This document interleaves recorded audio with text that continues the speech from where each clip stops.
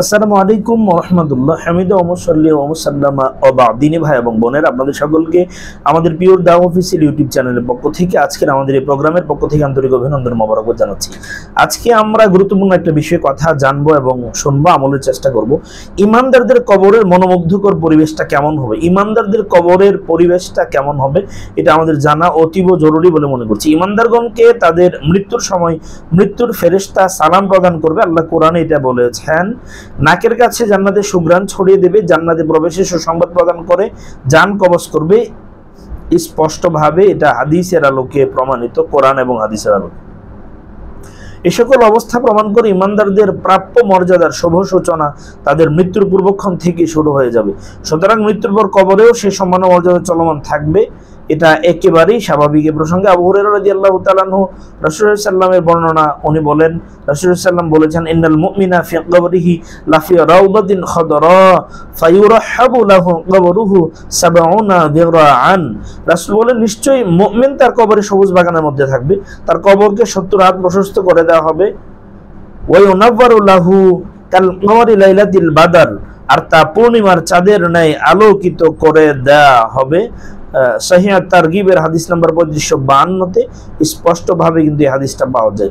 এছাড়াও রাসূলুল্লাহ সাল্লাল্লাহু আলাইহি ওয়াসাল্লাম বলেছেন, মুনকার নাকিরের প্রশ্নে যথাযথ জবাব প্রদান করার পর মুমিন ব্যক্তিকে লক্ষ্য করে তারা বলবে, ইন্না কুন্না লা না'লামু আন্নাকা তাকুলু যালিকা সুম্মা ইউফসাহু লাহু কবরুহু 70 দিরআন ফি 70 দিরআন ওয়া ইউনাওয়ারু লাহু ফি ফায়াকালু লাহু নাম ফায়াকুল দাউনি আরজিউ ইলা আহলি উখবিরুহুম ফায়াকালু লাহু নাম ফায়ানামু কানাউমাতিল আরুস।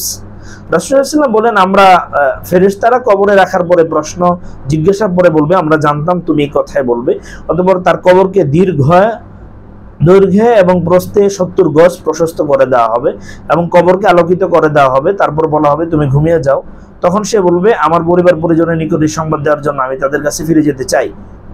তখন আবারও বলা হবে, তুমি ঘুমিয়ে যাও। অতঃপর সে ঘুমিয়ে যাবে বাসর ঘরে বরের ঘুমের মতো, দুলার ঘুমের মতো। ফায়ানামু কানাউমাতিল আরুস, বাসর ঘরে দুলার মতো সে ঘুমিয়ে যাবে। এজন্য ইমানদারকে যখন নাকি কবরে রাখা হবে, রাসূলুল্লাহ সাল্লাল্লাহু আলাইহি ওয়াসাল্লাম আরো বলেছেন, ইমানদার ব্যক্তিকে যখন দাফন করা হয় তখন তার কবর তাকে বলে স্বাগতম নিজস্ব স্থানে এসেছো। ফাইদা দুফিনাল আব্দুল মুমিন ওয়ালা লাহুল কবর মারহাবান ওয়া আহলান আমা ইন কুনতা তাহাব্বু মা ইয়ামশি আলা যহরি ইলাইয়া ফাইদা বুল্লিতুকাল ইয়াউম ফাসাতারা সনি'i বিক। কবর বলবে, আমার পিঠের উপর যত লোক চলাফেরা করেছে তাদের মধ্যে তুমি ছিলে আমার নিকট সবচেয়ে বেশি প্রিয়।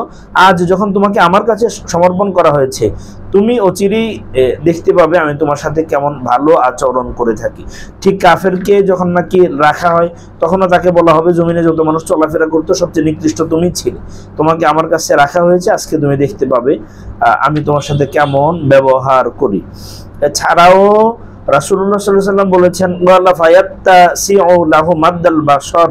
রাসূলুল্লাহ সাল্লাল্লাহু আলাইহি ওয়াসাল্লাম বলছেন, তারপর তার জন্য কবর তার দৃষ্টিসীমা পর্যন্ত প্রশস্ত হয়ে যাবে, দৃষ্টিসীমা পর্যন্ত প্রশস্ত হবে। ওয়ায়ুফতাহু লাহু বাবুন ইলাল জান্নাহ, এবং তার জন্য জান্নাতের দিকে একটি দরজা খুলে দেওয়া হবে।